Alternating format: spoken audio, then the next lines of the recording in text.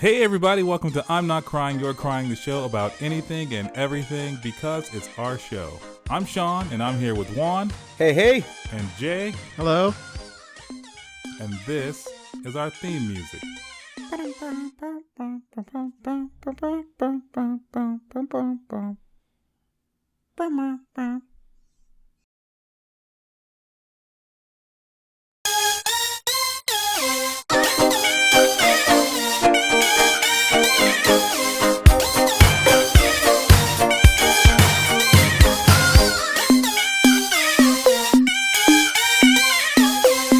Hey everybody, welcome back. This is the second episode of I'm Not Crying, You're Crying. Welcome back, everybody. Season 2.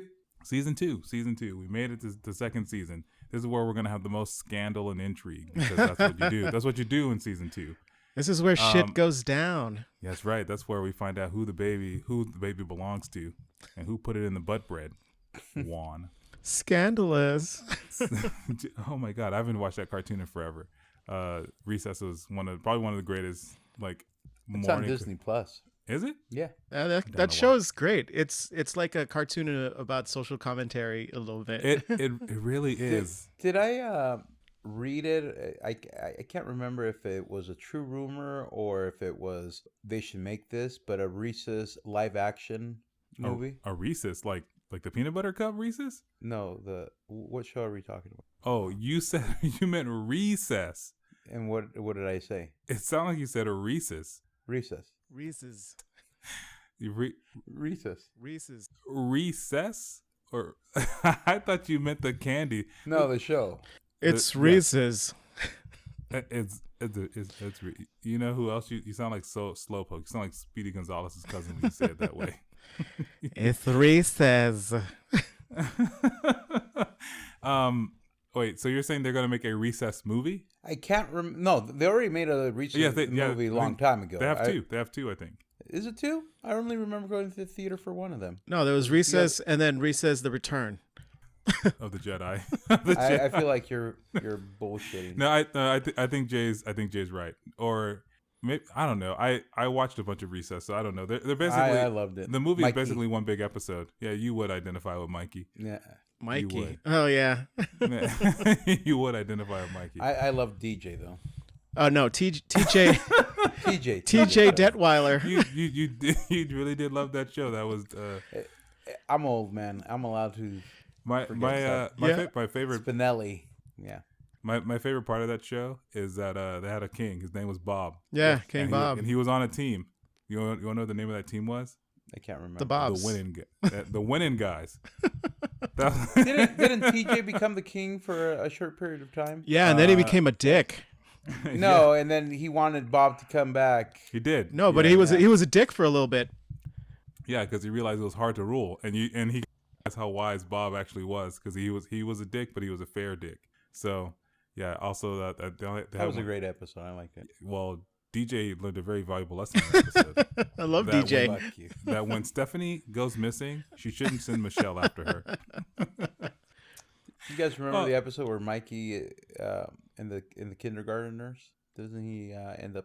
No, I think so. No. There's an episode where Mikey is he does recess with the kindergartners, yes. And he realized that they're just that they're all wild and he's afraid of them. But then he becomes one of them. Yes, he befriends them. I mean, so I think I know how Juan's week went. He basically binged Recess and learned absolutely nothing about DJ. No, I tried putting it on for my son, and he could care less about it. Well, I mean, he won't understand it. To be fair, he's pretty young. But you know what? That's what happens. I love Short Circuit. I tried to show my daughter Short Circuit multiple times with no dice yet. No, but you got her with Gremlins, man. That's actually pretty impressive. That wasn't me. That was my brother-in-law. Really? Yeah. He had showed it to them once, and they didn't really care for it. And we were like, I'm gonna try it again. And so, like, he opened the door. That was the only reason. And then she fell in love with Gizmo, right? Yeah, she loves Gizmo. She sings the Mogwai song. She Google searches Mogwais. Really? Yeah. She for her birthday she just asked for a Mogwai for a Gizmo pop figure. So why don't you try to find her one of the Gizmo Furbies? They have those too? They had him. They when Furbies first came out, everybody talked about how they look like Gizmo. like Gizmo, and somebody a couple of years later they made a Furby Gizmo. In fact, I'm gonna look it up. It's probably expensive on eBay. I'm sure they exist. But so I mean, we're already, look at this.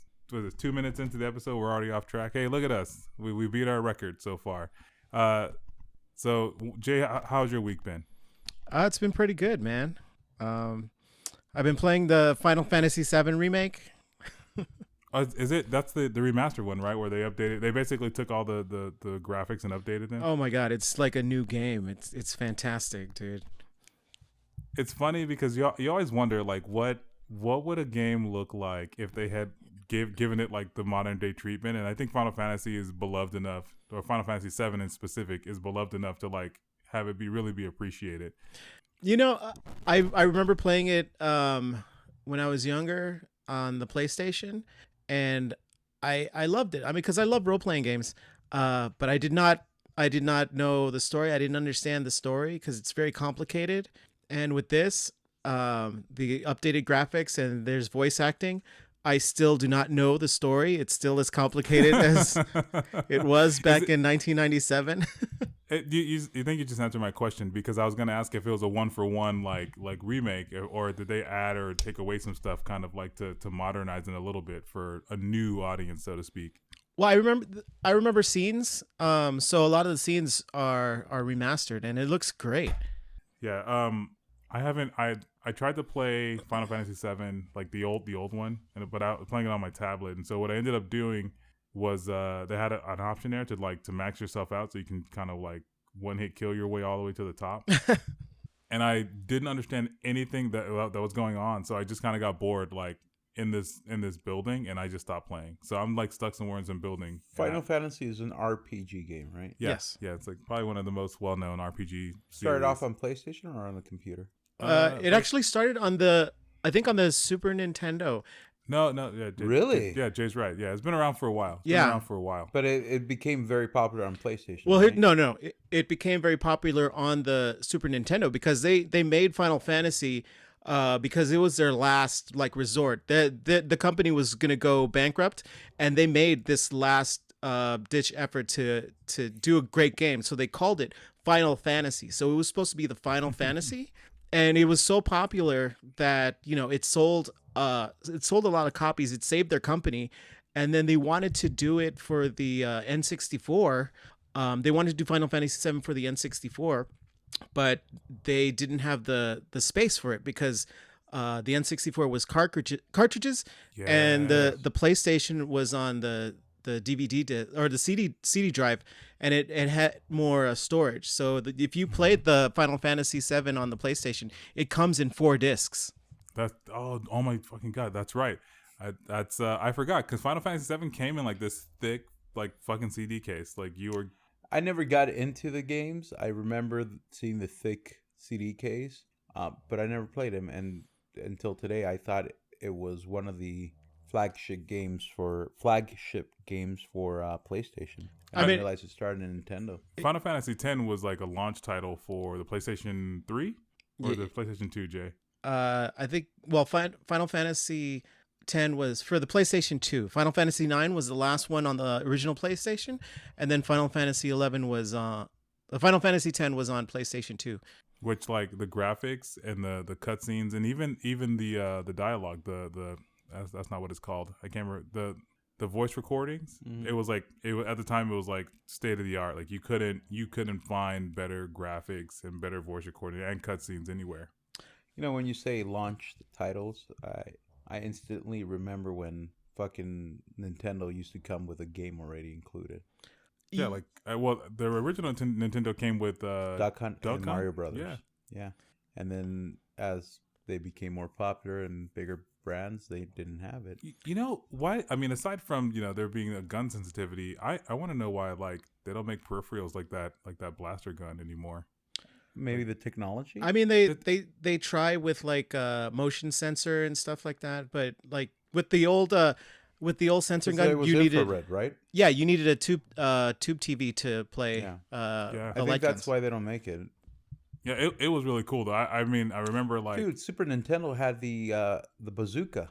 I had that was one. there a bazooka? Yeah, there was. I remember the gun because I remember the power glove and Captain N. Captain N. You guys remember that cartoon? Yeah, I love Yeah, that. yeah. He had the blaster gun. But he had the glove. orange blaster. Yeah, that's the only color I knew. No, Like, dude, the original one was a gray blaster.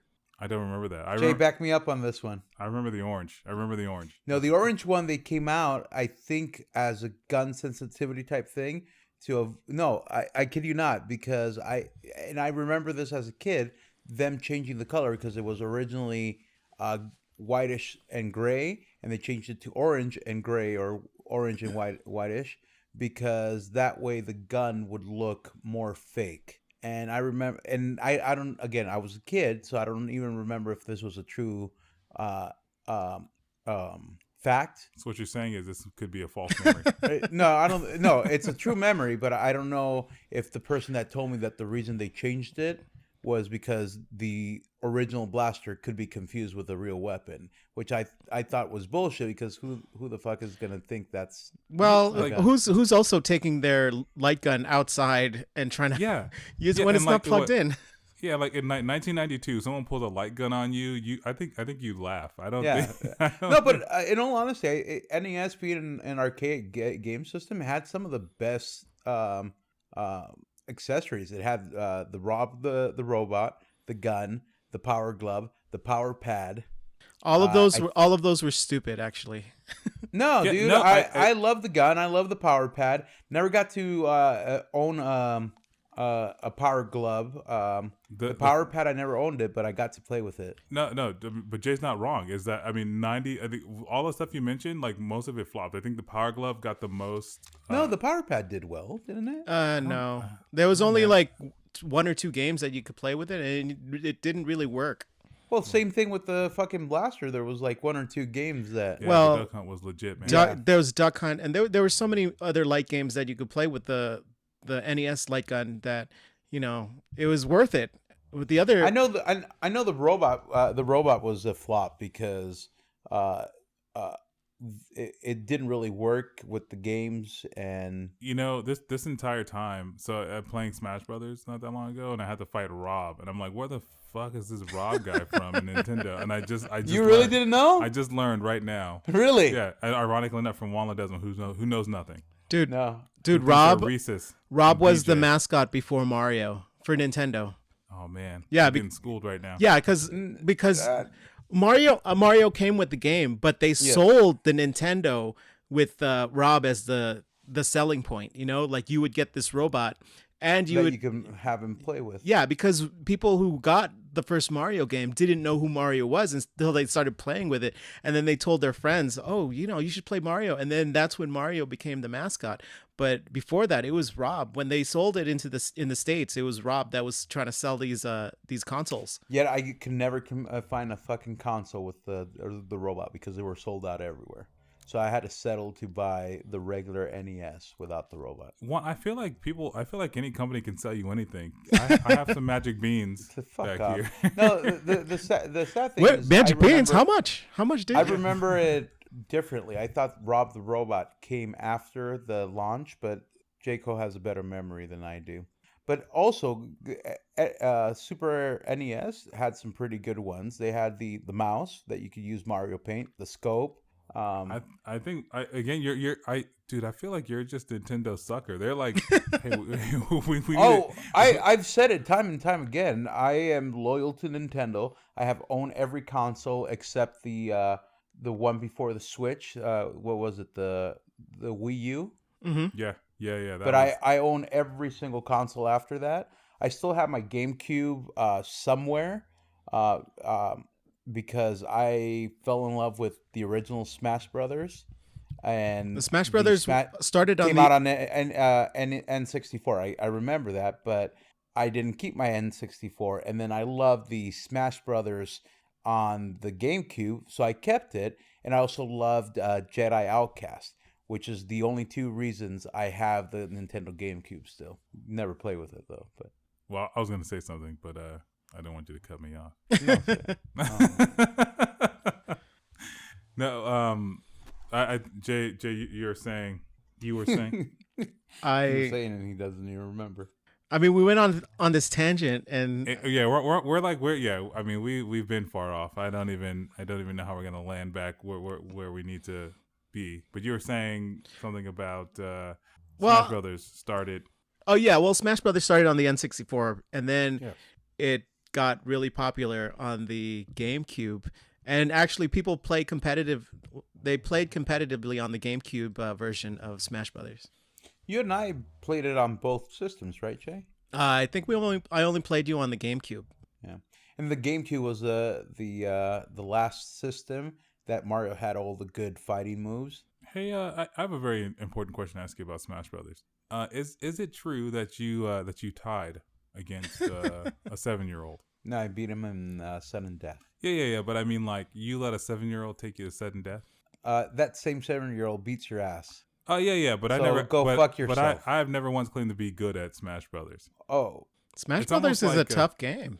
It is. No, this is the same exact 7-year-old that you said, and I quote, "He's gonna whoop your ass. He's gonna whoop your ass." And that day, you had him play against me. You know what? So you can make fun of me, but yet I still beat him. I mean, you beat him in sudden death. Yes, but You it's still a beat. Yeah, I mean, but you were talking some mad shit. No, before. I wasn't talking mad shit. I said I wanted all of to a play sudden, him. no, he's trying to. I still want to play him again. I was talking mad shit about you, and you beat me on a technicality. Yeah, but I won. You know, I play my cousin Street Fighter on the PlayStation 4, and we communicate through headsets. And I beat him, and he talks mad shit. He talks so much shit. But when I'm beating his ass in this game, you can hear like there's like frustrating noises. You know, like ah! He makes the ah! Like it's so worth like being good at Street Fighter just to hear those noises come out of him. I have to say, you are you're one of the best people I've seen play Street Fighter, and I still remember you beating someone that had actually gone to Japan to compete. Well, I mean, I'm good. I'm not great. You know, if you See, this is a hustler talking. So he's like, oh man, I've never played this. No, Street Fighter game he's actually really good. But there was somebody that we all know that has gone to Japan once or twice to compete on Street Fighter, and bragged about how good he was on Street Fighter. And one day, Jay played him in one of the break rooms and beat the shit out of him. You're ruining his hustle right now. So look, this is he goes to old arcades, pretends he doesn't know what he's doing. Is this where the people put the quarter? Yeah. And then tell you I got next. Yeah, and then he goes and he owns them. You're ruining his hustle right now. Where's the Galaxia machine? Yeah, man. He goes around just ruining people's lives, like all the live long. Do you still have the joystick? Yeah, but it's only compatible with the PlayStation 2. Oh, yeah. I don't want an arcade stick. It's not worth it. Those things have always been cool, but I it's too. I don't have time for all that. I just what I would want to eventually get an arcade cabinet for the conservatory in my house. And have what game on there? Yeah. One of those multiple games in one system. You should get NBA Jam. No, I love NBA Jam. I could buy that at Costco right now for like $300, right? Yeah. Yeah. No, he's on fire. Yeah. You know, growing Is up, it the shoes? Growing up, I had a Pac-Man cocktail table. Mm-hmm. I really love that one. Why did you? My dad worked at a bar, and I guess he bought a spare one. My dad had a lot of cool stuff. We had a pool table growing up. He had his own bar in the garage that got converted into an indoor play area. We had the pool table there, the bar. Did you just drink and play Pac-Man as a kid? No. I never drank. Are you a smoker? Huh? Are you a smoker? Not anymore, no. So you would drink and play Pac-Man and smoke cigarettes as a kid? No. Hey, 7th grade is tough, man. We also had a pinball machine. Are you good at pinball? There's really no skill in pinball. That's why I love it. What? So that to the pinball. Yeah, competition, those people they compete and they practice. I know. I've seen that, but to me, it's like hit the ball with the paddles. God. Or tilt the machine, but don't get caught tilting the machine, or else it stops it. Yeah, I'm not good at any arcade games at all. You know, are you guys planning on doing anything for Monday? What's happening on it's Martin Luther King Day. I was unaware of that. What? It happens every year. I know it happens every year. Every year. I mean, I gotta. I mean, they're not picking my garbage up on the No, same day. That's how. Actually, they are. Not for me. Yeah, dude, you get the garbage picked up on the same day that I do. I got an email. Well, obviously, my street may be.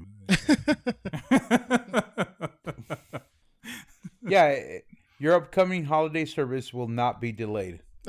Courtesy of Waste Management. That's not the text I got. Literally said mine's gonna be moved. So there it is. Anyway. Oh, interesting. So speaking of sensitivity, did you? I sent you guys a video, and I think we're a little late to the party about this. With the Twisted Tea, with the Twisted Tea guy. I saw it finally like a week ago, 2 weeks ago, after everybody on Facebook was talking about it. So I think in the last episode we had talked about how meme culture kind of informs like the commentary of society, and so I use an app called iFunny. That's where I get my fresh memes iFunny's from. still around? It is, and I was scrolling. Wasn't Julio's sister the one that got us hooked on that one? Yeah. Shit. Yeah. So I'm scrolling through iFunny, and I run across all these memes with Twisted Tea. It's like a Call of Duty. You find a treasure box. It's like ultimate weapon, Twisted Tea. I had no context for what was going on, and then I realized a couple things in that moment. Thing number one, I don't watch any news. I don't watch the news at all. Does anybody now freaking social media and meme culture like fill you in? And I do exactly what you just did. If there's something that I don't know, I let it go until I start seeing it more and more, and I go, okay, I need to figure this shit out. Yeah, so then I was like, I don't know what's happening, but I'm sure Google knows. And before I could even, Google autocomplete is insanely. Yeah. Before I could even finish typing the word, like the TW for the word twisted, it was already Twisted T. I was already there. So I was like, okay, well, let me see what this is. And Did you watch the original one or one of the edited one? It's funny you should ask, because I have watched to date. I've watched a couple. I've found a We Will Rock You version of this Twisted Tea. A We Are the Champion version of the Twisted Tea, but I also found the original version, which is if you guys haven't seen the video, you can find it on YouTube. You'll probably find it. I found it. It was like the third or fourth video down. It wasn't the top one. Yeah, I mean, probably now like YouTube's probably full of reactions of people just trying to grab stuff. But I mean, like it is just a video of a guy just talking massive shit inside of a store, being vulgar and inappropriate. And there's a guy just racial. It is racially charged. But I mean, like the guy standing right behind him, who he's talking to, is just like fed up with his shit. Yeah, he was calm for a bit, man. He was, he was very calm, and he until he dropped that Twisted tea and picked it up and went to town. He creamed this dude. This can of Twisted Tea exploded all over this guy's face. Like I don't know how he survived. So, but the thing is, my favorite part of this video, if you watch the original, the lady who was filming it, she already knows what's gonna happen. In fact, I feel like she was in one of those moments where she's like, I need to get my phone out right now, because if I don't film this, the world is going to miss something amazing. Have you guys ever been in one of those moments where you go, I need to take out my phone? I have, but it was 1992, and they didn't have cell phones, so I beeped everybody I knew. It was like 911. What, did you see Rodney King get beat? No, it was during the LA riots, man. They burned down the liquor store down the street from my house. Oh, God. So I was like, holy shit, let me beep everybody and let them know. Did you really beep everybody? I can't tell if you were like joking for this. No, in 1992, I was like 7. I wasn't beeping. No, because I did have a beeper, but I had it in 2000, and that's when cell phones were picking up already. So I own a... No, because you got to the beeper game late. Well, yeah, I got to the beeper game to the point where I Dude, there was already two ways at that time.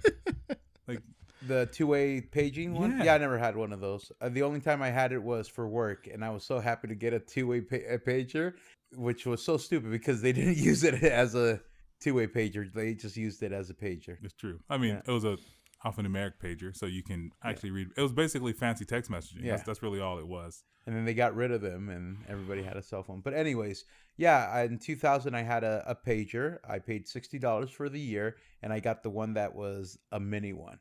And the reason I hated it was because if you lost it, you couldn't get a replacement. You had to buy a new pager with a new plan and a new number. That's, I mean, I think that's how things still work now. You lose your phone, you just got to buy a new phone. Yeah. No, but you didn't keep your same number with the pager. You got a different page. Yeah, that is very true. That seems asinine. No, but it was $60, and they would give you the pager and the plan for the year. Yeah, but $60 in like what 2000? That's different than $60 now, man. But it was for the entire year. I know. And then in 2000, later in 2000 or maybe in 2001, that's when I started getting prepaid phones from 7-Eleven, the Peanut phone. The Peanut phone? I had an AT&T Peanut phone. Yeah. That's nuts. Yeah. Have you ever been in one of the situations with the Twisted Tea?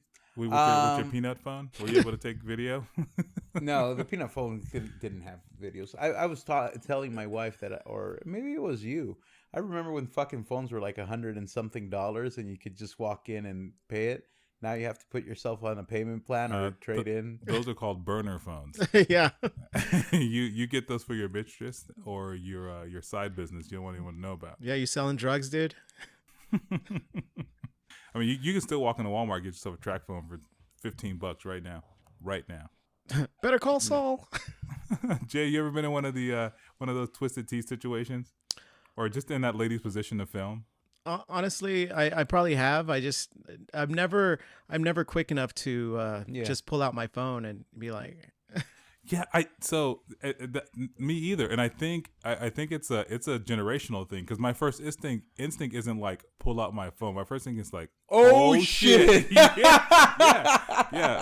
That's my first instinct. I'm not thinking I got to record this for the gram. I'm like, I need to see what's happening so I know what to do next. Yeah, my first instinct is oh shit, and I can't remember exactly what instances I've been in, but I remember pulling out my phone and it was too late.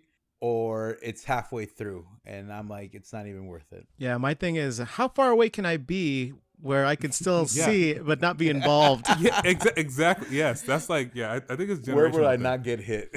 Yeah, because there are people who are like, so something's happening. It could be nothing, and they're right in the middle recording, man. Yeah, and they have zero. They don't care about their own safety. It's nuts. It's like people are running towards the gunman. Yeah.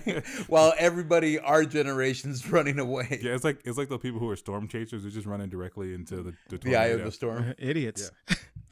Yeah. My thing on that whole Twisted Tea thing, I think I posted this on Facebook. I said, does anybody think this is a marketing ploy by the Twisted Tea company? Oh, that was you. Yeah, that was me. And then someone commented on there and said, nah, he got hit for real. And then they started posting a bunch of pictures of Twisted Tea. So I'm like, you're already doing marketing for the Twisted Tea company. So here's the thing. If it was, they're genius, because before this instant, I never heard of Twisted Tea. Really? No. I heard of Mike's Hard Lemonade, but never Twisted Tea. Well, there you go. You have another option now. I don't think it was a marketing ploy because it seemed too organic for that. Like, However, I think like because of the way it was charged and the sentiment in which it went down, they're not denying that like Twisted Tea helped that help make that happen. They're like, that's right, guys. But how fucked up would it be if there was just this was planned out? Like this was like staged where like they got two actors. Nah, bro, he got hit real hard. No, but they got like two actors and then they had a camera person. But they staged it like it was like. Yeah, companies have been known to do that. I mean, I know a company that had some kids sneak in. Yeah, kids sneak in. So I was thinking about that. I wonder if it's still on YouTube. Companies have been known to do that, and I think if that came out like this week, like Twisted Tea would be ruined. Oh yeah, they would be canceled. 15 years from now, if it came out as this was a marketing ploy. Yeah, if it came out as this was, they would be canceled. Yeah. They would be forced to. I'm surprised you're even using the word cancel. Why? Why? What? That's the name of the culture. Yeah, that's the name of it. That's what's going to happen to them. They're gonna be canceled. Do you guys find yourselves that we lived in an era that we had a little bit of a thicker skin and knew what it was a joke, and now everything is being changed or modified? Well, no, I feel like everyone was kind of sensitive to certain things. They're just more open about voicing their sensitivity about it, you know? Yeah, I think that's the difference. I think the world is just as sensitive. There's people with thicker skins, absolutely, but I think we live in a society now where people are more comfortable with voicing their concerns with that stuff. Where in the past they might have just like let it kind of go on. But there's so many things from the past that we saw, and if we were to see it, like last week, you brought up Saved by the Bell. Mm-hmm. That's a perfect example. Did anybody get or become sensitive back in the day because of Saved by the Bell? Well, Yes. Saved by the Jesse Bell Spano. isn't the best example because it was a teen comedy. No one took that serious, you know. They would do their serious episodes, but no one was like, "Oh, look at them trying to change the world." It was just it was campy teenage stuff where it's like sometimes they would do an episode that had a message to it. No, but they would also do or say certain things that by today's standards you can't get away with. Yeah, and I think, and to Jay's point, it's that it's been satirized to the point where you go, you kind of you see it as a joke, and the person in the show who's letting you know that like these are real issues has also been satirized. So it's like, yeah, they would never make that type of show today because they don't want that message to be misconstrued. But I think in the 90s, it was just understood that that was satire. Now, how much of the old shows, even though they're not politically correct by today's standards, do you think we romanticize and remember them differently? And even though we say, hey, we haven't changed, I'm still the same kid from the 1980s or 1990s or 2000s, and you watch it today and you go, this is not how I remember it. It's a lot more rude, crude, and inappropriate. And I don't know if I feel comfortable by today's standards. What? I don't. If you're saying you watch a show, I'll use Saved by the Bell as an example. You go, I don't think I'm comfortable watching this because of like some of the jokes. Yeah, some of those jokes are cringy by today's standard and would never make it into the writing room. However, you know. But did you remember it like that? Like before you rewatched Saved by the Bell, did you remember being that cringy? The cringe comes from my experience. It doesn't necessarily come from like the show, if that makes sense. Like it comes from my altered perception of events, not from the show itself. I guess if you're asking me like if I think the show's more cringy now than it was in the 90s, I think it's equal. I think just now as my adult brain processes it, I go, oh, we shouldn't do that. Oh, we shouldn't do that. Yeah. Because like that's I know better. You know, to be honest, I mean, at the time, it depends on how old you were when you watched like a show like Saved by the Bell. Yes. Like, because I watched it when I was starting to become a teenager, and like I watched the show and I was like, most of the episodes were like, oh, Kelly's hot or Jesse's hot or like Lisa's hot. You know, like that was like the whole, that was my whole perspective on the show. And like that was the same with all like the teen comedies, like California Dreams and Hang Time. Like so and so is hot, you know. Like I would just watch it California Dreams, man. Yeah. I mean, I didn't really pay attention to a lot of the jokes back then because I thought it was just corny, like teenage stuff. But like we probably didn't even understand some of the jokes. I didn't really care for them because I was just too busy ogling like the pretty people on the show. That makes sense too. That makes sense. Yeah, that's like I think that's another great point too. It's like it really depends on when you started watching the show. Like Jay's somewhat older than me, and clearly slightly older than you, Juan. Even though you're on his heels, whatever. And I think that's a great point. Like Aladdin and the King of Thieves. There's like, dude, Disney now just Disney Plus. Before it didn't have this, but now if you play Aladdin or any other Aladdin ones, it comes out with a warning before it. Well, yes, because Aladdin's a prime example of like Robin Williams just making some a very, very adult jokes that like as a kid I go, the genie's hilarious, but as an adult I go, the genie just said some shit. Like, no, but it has like a warning like about slavery and the way it represents. I can't remember, but well, I mean, for a company as large as Disney, for any company, you have to be sensitive about that stuff. Yeah, it's like it's but now that we're on the subject of Disney and movies, did you guys watch Soul? Yes, I did. I have not yet. No. How have you not watched Soul? Like I said a couple minutes before we started the podcast. When I get home, I spend time with you just didn't want to watch it? No, You my didn't son like it? actually likes it. My daughter could care less. She started watching it and then started playing something else. But my son actually got into it. So I sometimes before I leave to work, I put it on for him, or when I come back, he's watching it. And as soon as I get here, he either wants me to carry him or he wants to start running and playing. So I haven't really watched it, even though I want to, because I heard nothing but great things about it. So I watched it. Jay, you watched it. Yes. What did you think, Jay? I really liked it.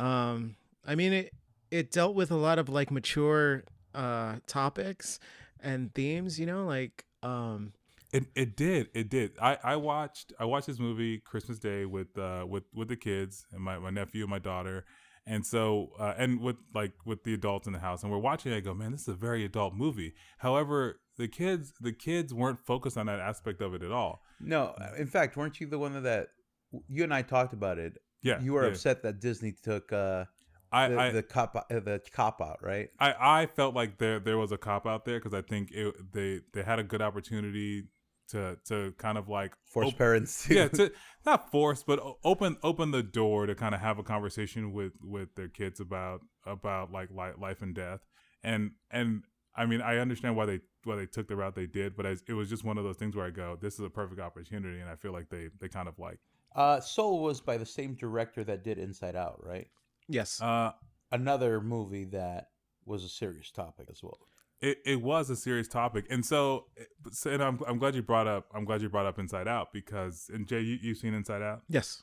So when I look at Inside Out, I feel like the themes were very adult and very geared, not necessarily geared towards children, but like the way the story was presented was something that a child could enjoy and easily consume and understand, as opposed to like Soul.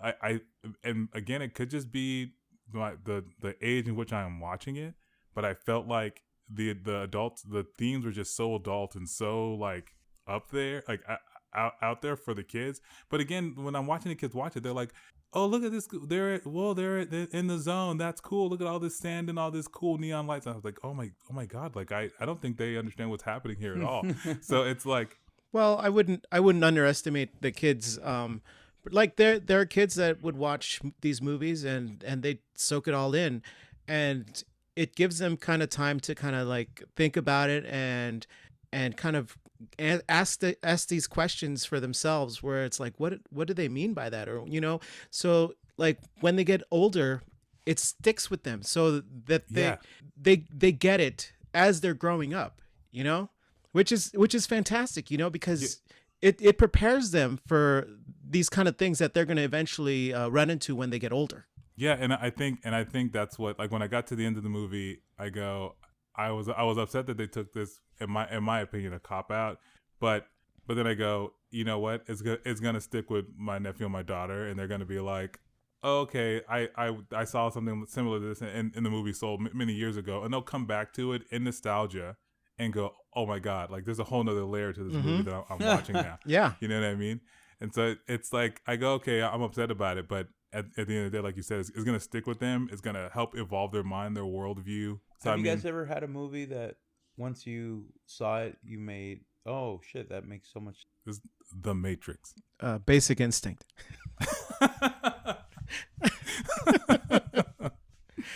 Juan, it's your turn to tell us a movie that changed your life. I can't. The Jungle Book? No.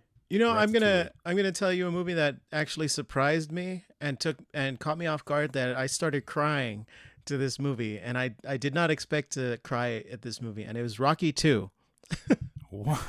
Yeah, it was Rocky 2. I'm not. Why did you cry? Yeah, I'm not laughing at you, but I'm just curious. Is that the one where Creed dies? No, that was Rocky 3. No, that was Rocky 4. Rocky 4. Rocky 2. I had seen the first one, and I remember thinking, "Oh, this is a good movie."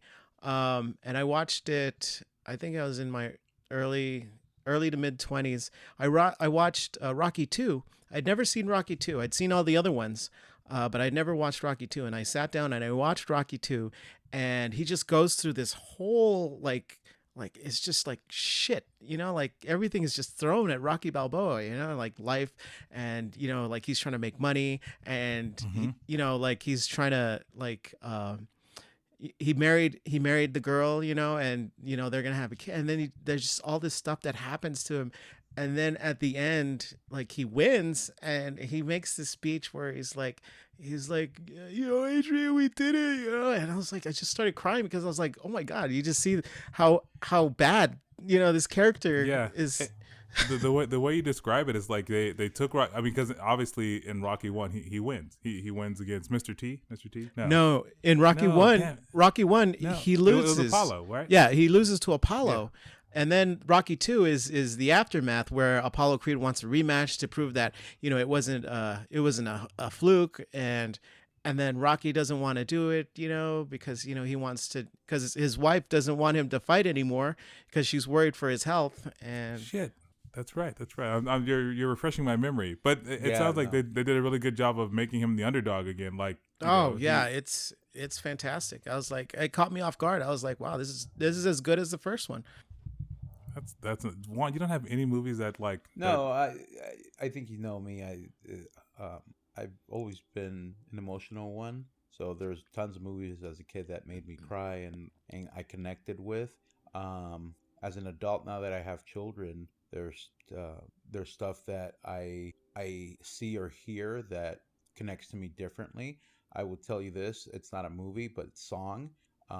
This is before Teddy was born. I remember driving to work Universal, and Hummingbird with Eminem came up. Mockingbird. Sorry, Mockingbird.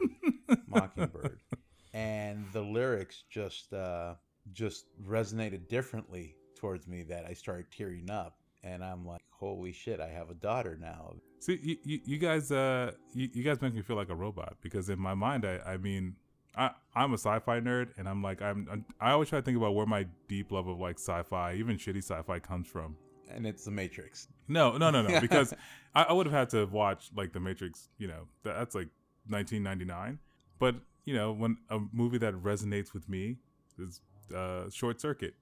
And, Really? and in specific, like Short Circuit 2. So like if you Short Circuit Is that 2, the one where he becomes an American citizen? he gets citizenship. Like he goes on a journey to I would love to see a remake of this movie. Yeah, to be honest. it's great. He goes on a journey to find a friend, someone who understands him, and he gets used because he's a machine. He's like, hey man, I need you to break into this guy's vault and like get these rocks for me, man, because he took them from me, and I just want to get it back. He's like, oh, okay. So he breaks into it, and then he finds out he gets used, and then they basically beat him to death, and he goes, I don't know. For me, think about that movie, I go, I don't know what it is about it, but I just love it. And then he gets redeemed. He becomes a citizen. Yeah.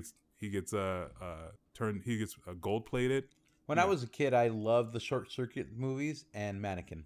Oh, I love Mannequin. Yeah, Mannequin. I didn't care for Mannequin 2 as much, but I loved Mannequin. Mannequin was great. Yeah, but I think that's where my deep love of sci-fi comes, because in the same era, there's the Flight of the Navigator, which is another one. Oh, that was such a great movie. Yeah, it's like Compliance. Yeah, Compliance. Compliance. And he was the voice of the ship. Yeah. And Sarah Jessica Parker is also in that movie. And it's another one. It's just a space fantasy about a kid who gets to ride this really cool spaceship. I got so excited when I saw this spaceship at California Adventure. No, it was in Hollywood Studios in Florida. Yeah, yes. it was probably. And now it's gone. Hey, it's probably one of the most exciting things I saw. When you on went, my trip. they still had the studio tour, or had they closed it? See, when I went, the tour was closed already, but the vehicles were still there. So I remember seeing the Flight of the Navigator ship, and I'm like geeking out. I personally loved it. But there's two movies that once my kids get older, and I could probably show my oldest daughter this one already. The Benji movie, the original one. That one made me cry as a kid a lot. I don't know if it was tied with because my mom took us to see it before she passed, and after she passed, I saw it and still cried. But I don't know if it was tied to that memory. And there's a Sesame Street VHS movie. It was like a bedtime episode or a bedtime movie and all I remember is Big Bird trying to fall asleep in his nest, and till this day I can't figure out what it was. And I would love to show my kids that because I felt a connection with it. As Follow that bird. I don't think I've ever cried at a movie that wasn't a horror film. I think the last movie I might have cried at was Moonwalker. You don't cry. You're Moonwalker. Michael Jackson. Michael Jackson. What made you cry in that when he one? turns into a fucking tank and he kills all those goddamn people. That's some scary shit, man. He never turned into a tank. He turned into like a robot version of that himself. doesn't matter. It scared the shit out of me to this day. Did it really make you cry, or are you just saying no, that? I'm being as a kid. It scared. As a kid, it scared me and I cried. Moonwalker was one of my favorite ones, man. Captain EO scared the shit out of me when I saw it. Really? Yeah, when I was a kid, it scared the shit out of me. I couldn't keep my 3D glasses on, and what exactly scared you? It was freaky. Like it was so weird. The Empress? Was it Hooter? He was fucking Hooter, huh? I don't. Hooter, you're. I mean, I saw it later in life, and I was like, why was I scared of this? But as a kid, like things kind of freak you out for no reason. But it's true. I'm telling you, that's what it did for me when I saw the original It. I couldn't understand why it scared me when I saw it as an adult. I'm glad you bring that up. Yeah. Did you guys see another movie that was released on streaming over the holidays? Wonder Woman. Yeah. Wonder Woman 84. Yes. Yeah, 1984. See, I was looking forward to it because I saw the first Wonder Woman on video, and on video? You found a VHS of Wonder Woman? On video, I mean streaming. Oh, did you go to like a Hollywood Video or to rent it? Or? Go fuck yourself. So I saw it, and I didn't see it in theaters. Let's put it that way. So I really enjoyed it. So I was looking forward to it, but once it came out, everybody was talking so much smack about it. Here's the thing. I think I have a couple thoughts about it, but Jay, what'd you think? I thought it was okay. I liked it actually. I know it wasn't a perfect movie, but it's a Wonder Woman. Was it as good as the first one though? I mean, no, but no, it wasn't. It wasn't, but it wasn't bad. It wasn't bad either. Like it is told. Like if it comes on TV and I'm too lazy to change the channel, I'm not gonna. I'll just watch it. Like it. Like Jay said, it's not a perfect movie, and I wish they had done things differently. And it wasn't as good as the first movie. Is there CGI in it? There is. And somebody Hold on. Did you think before that you could just lasso lightning? Did you think that? No. That took many takes. Is there a CGI villain? There is. There's a CGI villain. The reason I bring it up because somebody on my Facebook, and I can't remember who, talked about the fact that you would think that all the advancements in CGI since the Scorpion King, they would have been able to correct bad CGI. Well, the thing is that the tone of the movie, or the theme of it is 1984. So there's like lots of bright, like the movie itself has a very bright palette of colors, and so when you do something as in-depth CGI as they do, it just doesn't look good because like it requires a lot of like because you can see it like straight out. So it's like who was the villain? Cheetah, which is like a historic Wonder Woman villain. Like it's not like some. It was just the approach. It was the approach to that. Who played Cheetah?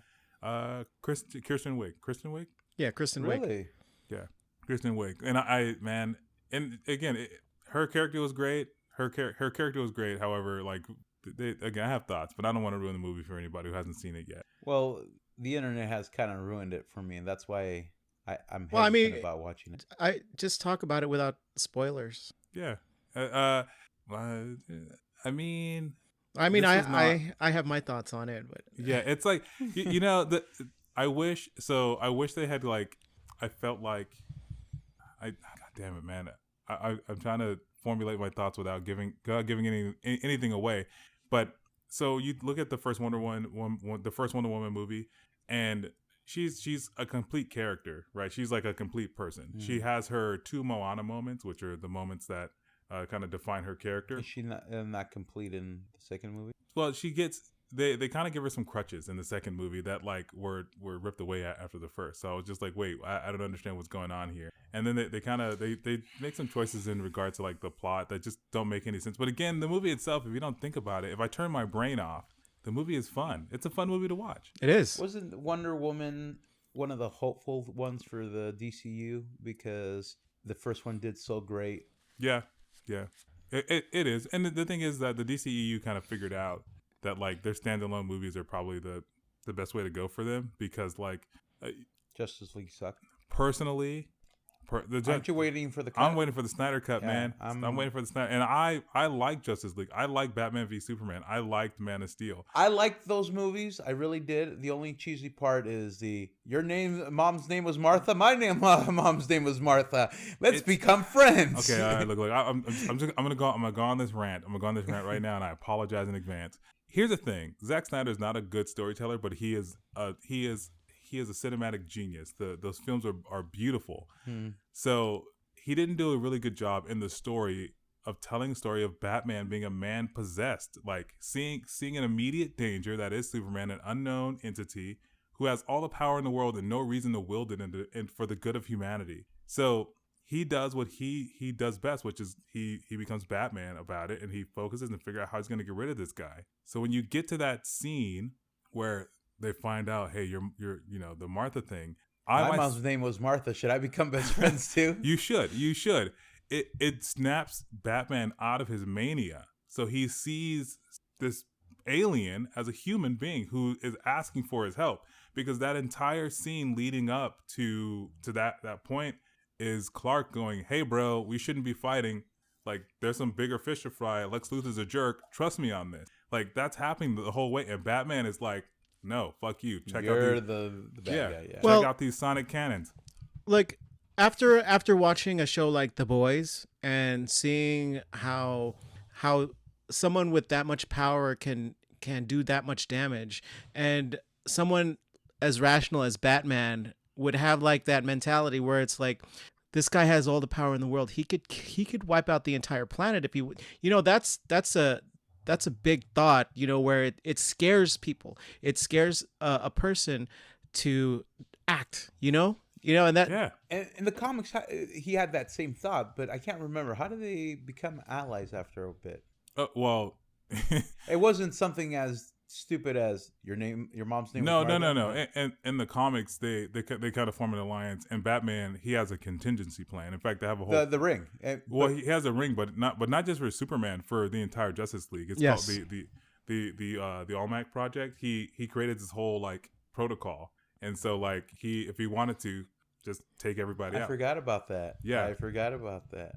Yeah, so it's like... So does that make him the best or he's not even a superhero. Does that make him the best hero, having a contingency plan for people that are good, knowing that, and I don't want to get philosophical, but power corrupts and absolute power corrupts absolutely? I think you're trying to say what Lex Luthor was saying in this movie, which is, you cannot be all good if you are all powerful, and if you are all powerful, you cannot be all good. Okay, so does that make Batman the better of all the heroes? Well, I mean, Batman kind of represents the everyman, as far as like superheroes. So someone that people can relate to and gravitate towards when they're watching this. That's why all the Batman movies are so successful, because Batman's such a relatable character to people, and Superman. He's just a dude in a suit. Yeah, he is. He's just a dude that believes in justice and fighting crime, because he had his parents murdered in front of him. Like it's just. In the original comics, didn't Batman at first have a weapon, a gun, and then they realized that wasn't really Batman? I think in the early, it's like some early stuff, but then later on they had retconned him as they do in comics, and he even got like a yellow bat symbol on his chest to make it a target because that was the only part of his costume that was bulletproof, so that the bad guys would aim for it. That's why it was yellow. So I think, as time goes on, they start to evolve a character and go deeper into it, then it evolves into what it is now. Speaking of Batman and the DC universe, I'm looking forward to Batman. Is that happening? Michael Keaton is coming back as Batman with Tim Burton for possibly the Batman. I wonder who they would get to play Terry McGinnis right now. Didn't Will Friedle play him in the cartoon? He did. Mm-hmm. He was great. He was a voice actor for him. but I get the feeling he's a little too old now. He couldn't pull off a Terry McGinnis right Oh, now. no. Well, no. I don't think he physically he would have been able to do that. You never know, man. He could Do you Ben not Affleck. remember him He as could, Eric he Matthews? could Ben Affleck himself into shape. That Ben Affleck overdid himself as Batman. He did. Well, no, he did Batman on steroids. No, but He was that actually very Snyder's- good. He Yeah, was, that he was was- very good that was- Batman. You know, I did not mind him, and I was kind of sad that he went through his troubles and they yanked him. But now he's coming back for the Flash movie, isn't he? I think they're doing reshoots for the Snyder Cut, and I think he may be come back for the Flash movie. But I think I think the DCEU movies are just fine, and I think they suffered unnecessary ridicule. Whatever. I'm not going to the rant again, I promise. But but he left because it was. Hey, speaking of rants, man. 2020, a lot of people ranted and ruined their career, mainly celebrity. They did. Yeah. I didn't. You know what? I did send you guys an article about that, and I didn't think you guys really wanted to talk about it, which is okay. I mean, there's some. Well, the funny thing is, I had seen the article before you sent it over, and I felt old because the majority of them I didn't know. I only knew Ellen DeGeneres and Ice Cube. Yeah. Which and the funny thing is, like, I didn't recognize some of the celebrities there by name, but by face, I was like, oh yeah, I recognize some of these people. With I think like you said, Ellen being one of them, and Ice Cube, who I didn't realize had ruined his career in 2020. I didn't realize that Ellen really ruined her career because she's back this year with her show.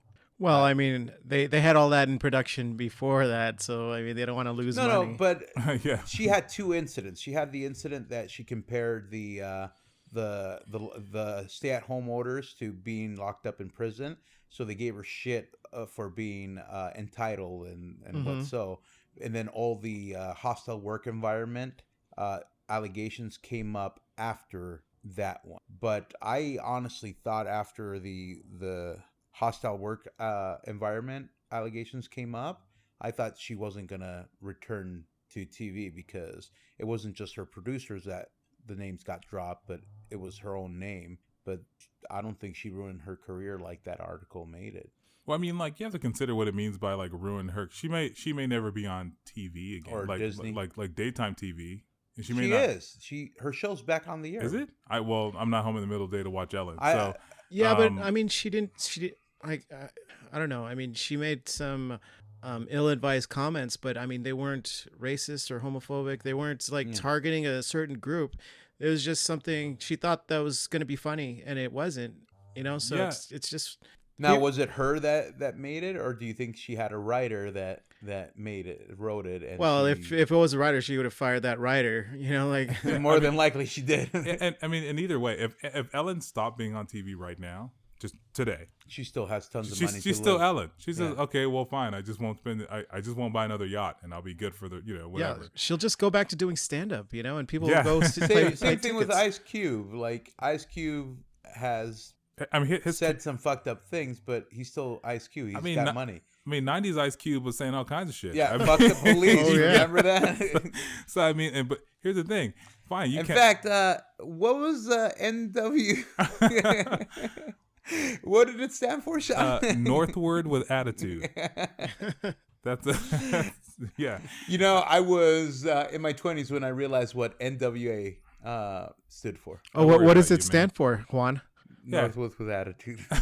All of a sudden, huh? And in fact, I was in my 20s working with you when I realized what OPP stood for. So what does it stand for? Other people's property. Oh, is that what it stands for?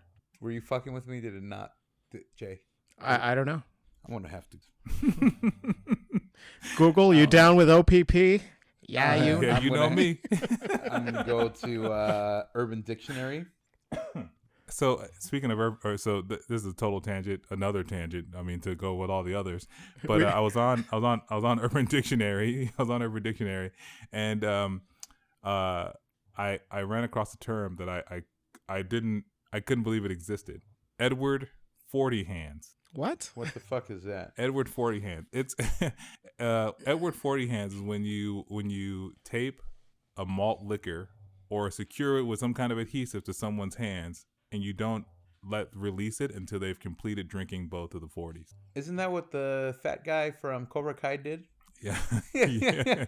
Yes, And when the police arrived, he couldn't figure out how to get out of it. Oh, yeah. I didn't know that had a name. I didn't know it had a name. I was blown away at like the fact that something like that had a name. It was ridiculous. I have a great Urban Dictionary story. I was at work, and this girl, she used the word funner. She used the word funner, and I told her, hey, don't say funner. It's not a word, you know. You're gonna sound dumb if you say the word funner. You say more fun, you know. And then this other kid, he goes, no. Funner is a word. According to Urban Dictionary, funner is a word. And then he gets on his phone. Let me finish the story. And he gets on his phone, right? And he Googles Urban Dictionary, and he goes, here it is, funner. It says, funner, a dumb person's way of saying more fun. You know, I am looking at... That's a self-fulfilling prophecy. It's a self-fulfilling prophecy. I am looking at OPP. It does not stand for other people's property. If you would like to repeat into the microphone what it stands for, that would be great for the audience. And OP is the opposition, kind of like the Crips and the Bloods. Yo, Schlicks, I'm going to go hunting for some opes tonight. The other one is OPS only stands for other people's pussy, not penis, /private / etc. See OPP by Naughty by Nature.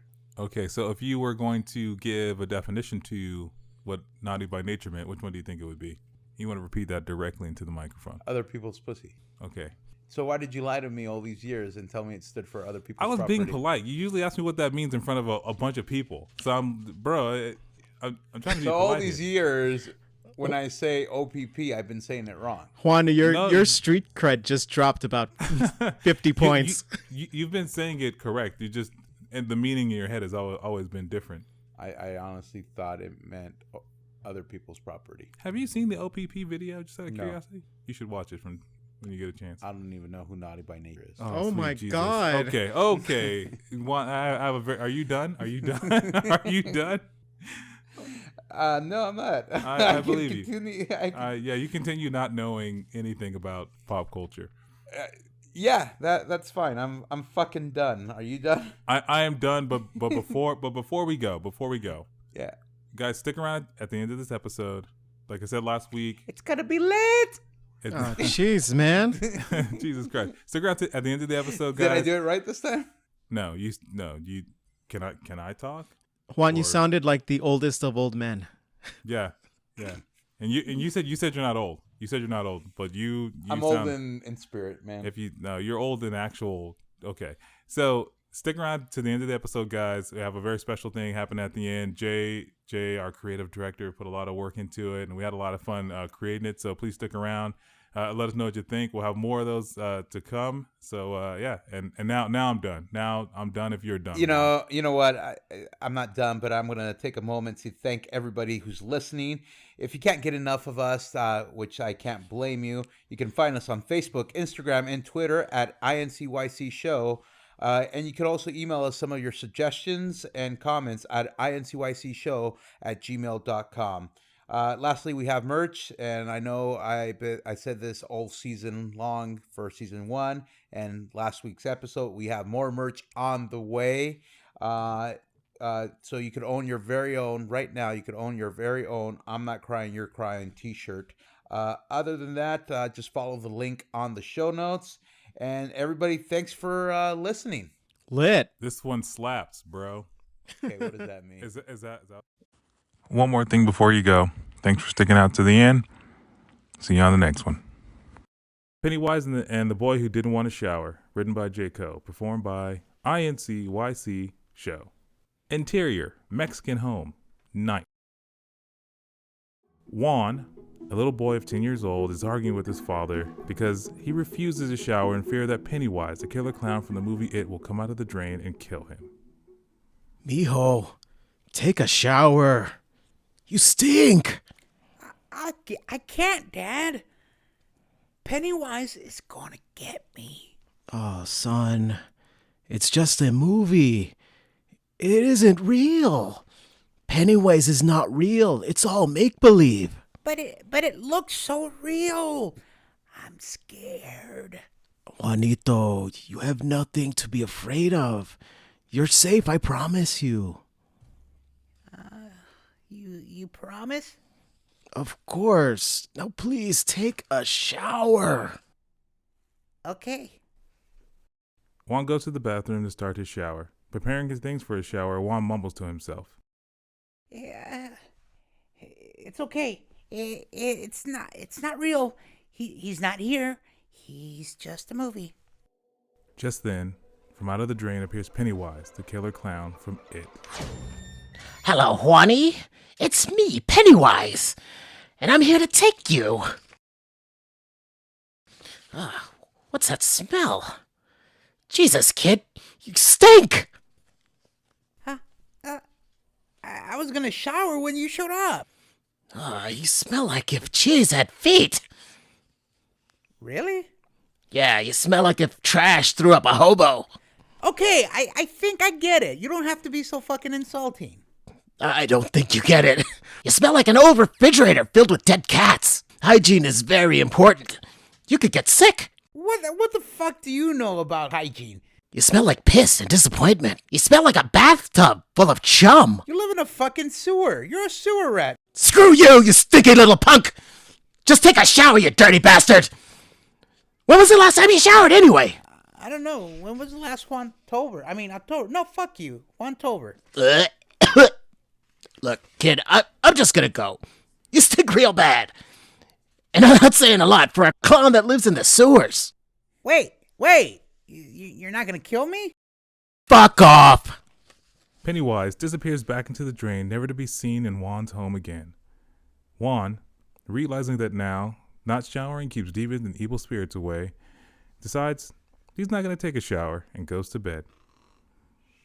Juan drifts away to dreamland where we enter Juan's dream. Where am I? A mysterious figure stands in front of young Juan. It is Freddy Krueger entering his dream to kill the young boy. Sweet dreams, kid. You'll never make it out of this nightmare. Oh my God! It's Freddy Krueger. Freddy Krueger reveals his finger glove knives to Juan, and just then he wafts a strange odor. Is that you, kid? Yeah, it probably is me. Damn it, you smell like vomit fucked up pile of shit. You smell like bath day at an old folks' home. I am not that bad. You smell like Donald Trump's fucking breakfast. You know what? Kid, you smell like a landfill full of armpits and dead fish. I'm just gonna take a shower. I'm getting tired of being made fun of. Fuck you and that fucking Pennywise. Oh my God, my eyes are burning. Oh. Are you fucking crying? I'm not crying, you're crying, bitch.